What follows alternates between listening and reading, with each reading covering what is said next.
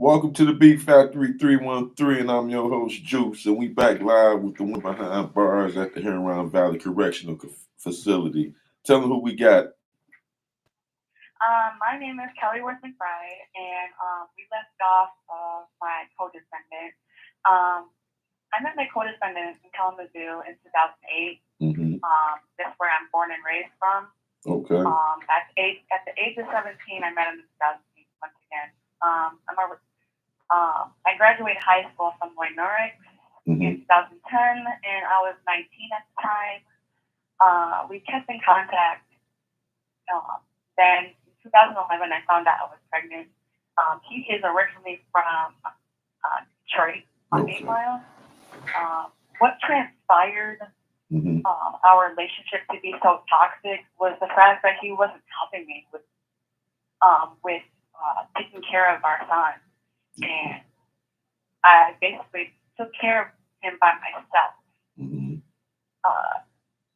All he did was get drunk, high, and play video games all day.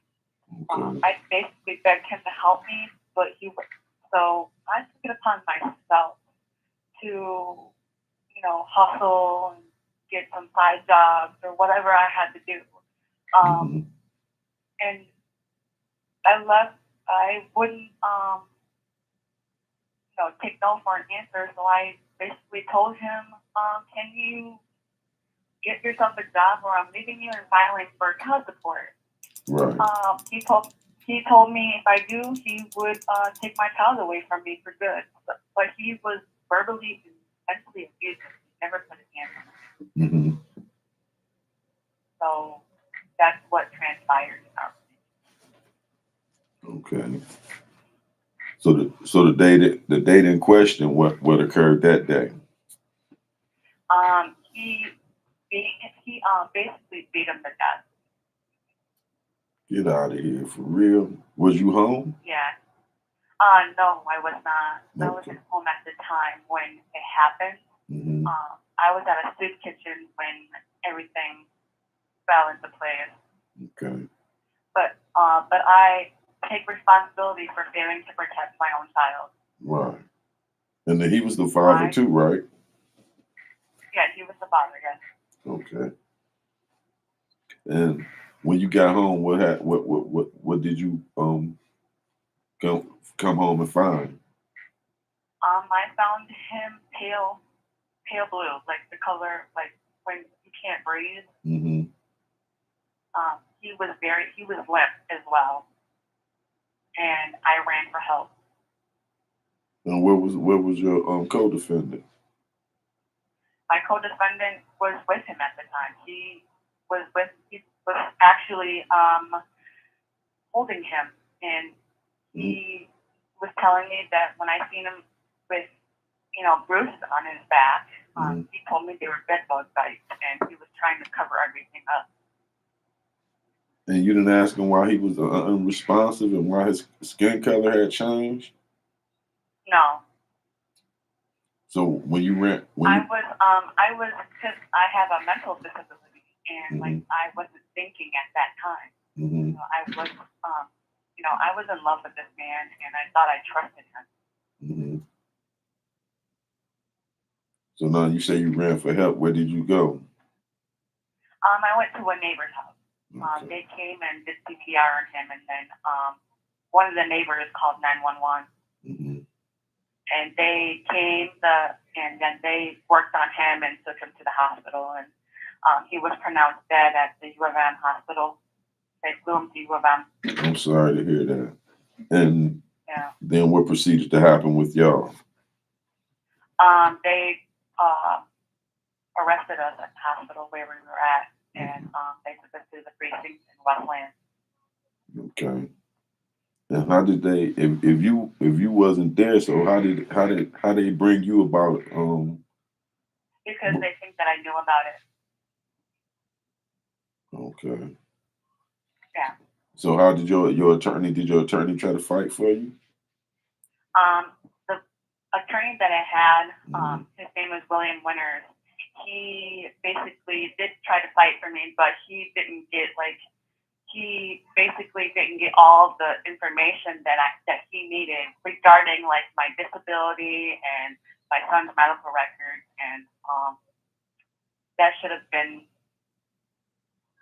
helped, and that should have been transpired in the first place. Mm-hmm. Now, had you already been diagnosed with having your own mental issues at the time prior to the Yes. incident?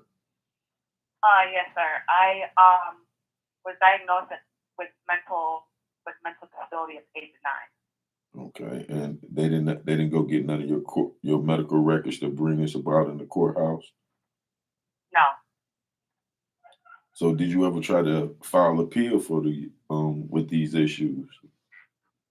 Yes. I am in the 6500 motion right now. Oh, okay. So we go let that be since you're in a 6500 motion. Well, prior to that, what about what went on with your co-defendant? What was his charges? He was given 27 to 60 years for a plea. Okay, and He is the one that committed the crime. He is the one that admitted to everything. he admitted to this, and they still brought charges up against you at that high level. Okay, I can see neglect or anything, but what you said they charged you? What was your actual charges? The actual charges was felony murder, but they dropped it. But they gave me second-degree murder and first-degree child abuse. Right. So at that level, they try to make it more like you more involved in saying. So did you Right. testify on your own behalf? No, I did not. Okay. And what about your counsel? Did you tell them about your medical history at that time? Yes, but he did not at that time do anything about that. Okay. So that's insufficient counseling. Yeah. So since you've been down, what have you learned about the situation you in, far as getting help, getting you some mental help? At this time, I do have a therapist I talk to every month. Okay. Once a month, but if I like have a little more issues that I have now, then I Mm-hmm. kite my therapist. Mm-hmm. I have taken classes. I completed at least 7 of them, mental health classes, and I am taking medication for my severe depression. Okay. And the court system never offered you no mental evaluations or none of this. It went straight to incarceration instead of getting you some type of mental help. There's no in Michigan. There's no mental health arrangements for people dealing in your situation, dealing with your issues besides incarceration. No, they never gave me any help with that. Hmm.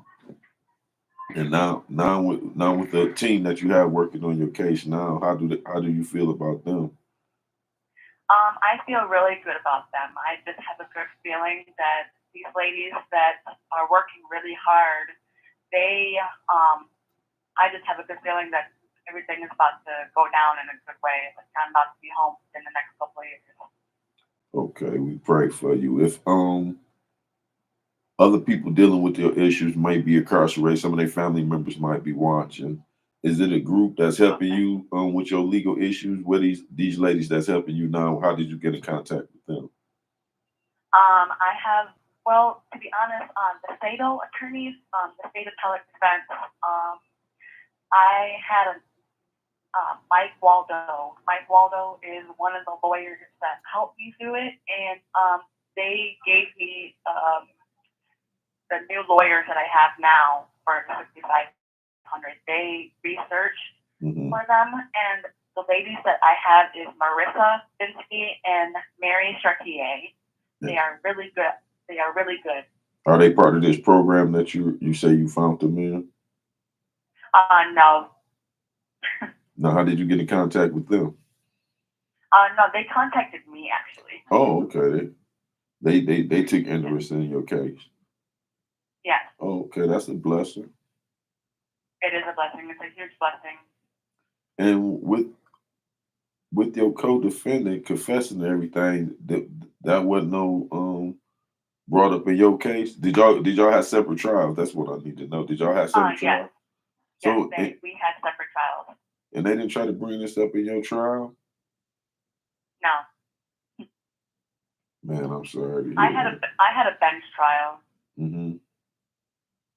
so I was in front of the judge. I was afraid to get multiple people in my case because I was afraid of um, their agreement of finding me guilty or not guilty. Okay. So you pretty much did. So did you take a plea? You copped out? No, I took a bench trial. I was found guilty. Oh, okay. Yeah. I'm sorry to hear that. So what is looking like when you be back in court? Anytime soon? I have no idea. I'm not quite sure yet. I will not know until further notice. I'm not quite sure, but it will happen.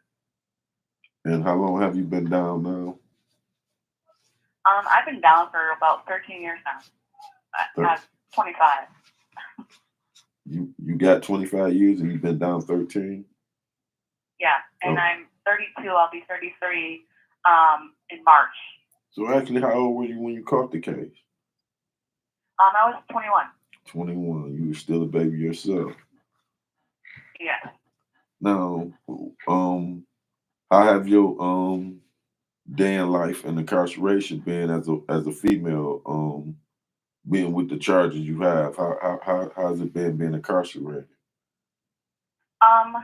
Well, when I first came to prison, like everybody didn't like me. They basically called me I was a baby killer, and I didn't deserve to be happy at all. Mm-hmm. But through the years, people got to know me, and I'm saying that I am a very, very nice girl. Mm-hmm. I'm very passionate. I'm actually an easygoing type of person. Mm-hmm. So, and I'm a sweetheart on top of that. Right. You sound strong now. You sound strong-minded now. How at that Thank hour you. when you welcome. At that hour when you came in and they was applying the peer pressure, and then you was already dealing with your own personal mental issues. How was that? How did you overcome that? Well, I journaled a lot, expressing how I feel. Like I write poetry. Mm-hmm. I have a poem that I have now in my hands, but I want to wait until like next time, maybe the next call. Okay. I know that the 15 minutes is almost up. Right. Okay. So so I do write a lot. Mm-hmm. And how did the officers? How did the You have 1 minute remaining. How did the administration treat you?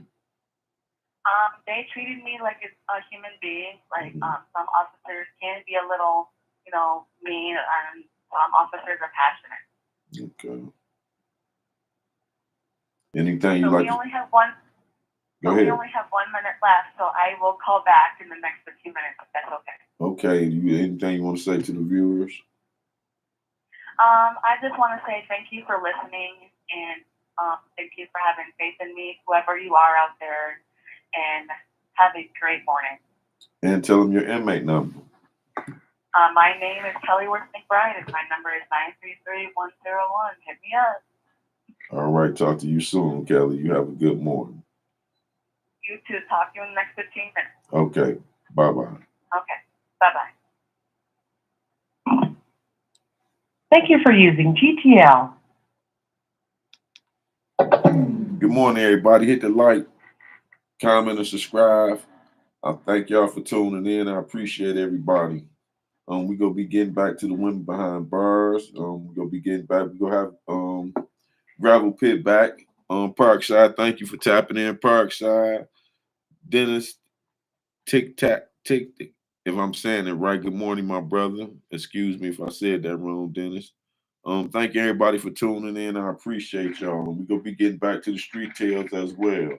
We got to get the women they love too as well. You know what I'm saying? Everybody needs some love. And if you got somebody incarcerated, if you know anything that they need help with, or if you can help other families deal with incarcerated family members, tap in, feel free, comment.